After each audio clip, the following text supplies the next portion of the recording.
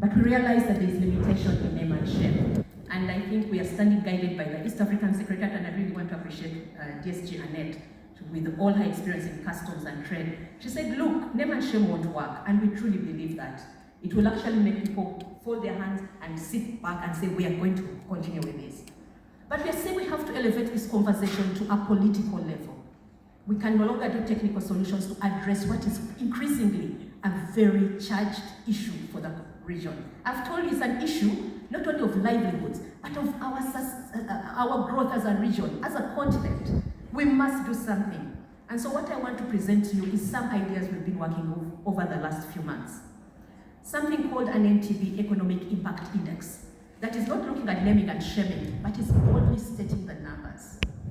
In the last few months, we've seen that all our countries march to the US to sign agreements with the US, 1 billion, 2 billion. But guess what?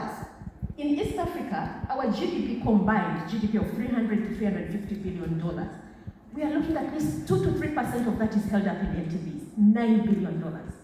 Can you imagine we are negotiating for petty 1 billion when we could unlock 9 billion?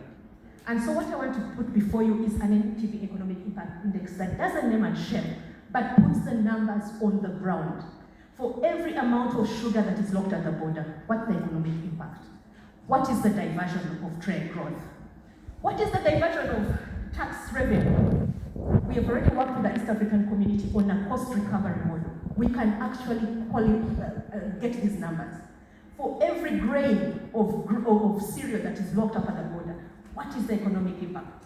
Let's go with these numbers to our leaders. Remember, our leaders are looking for jobs, as I would say. They're looking for, their young populations have to work.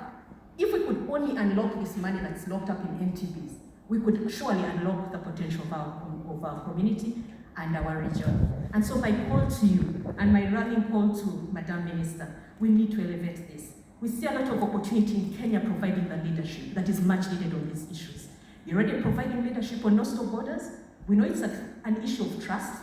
We are working with your governments around standards and SPS issues. We don't want goods to fly through left and right. There have to be some level of, some measures in place, but we have to have political leadership for NTBs. Without it, our region is doomed, unfortunately.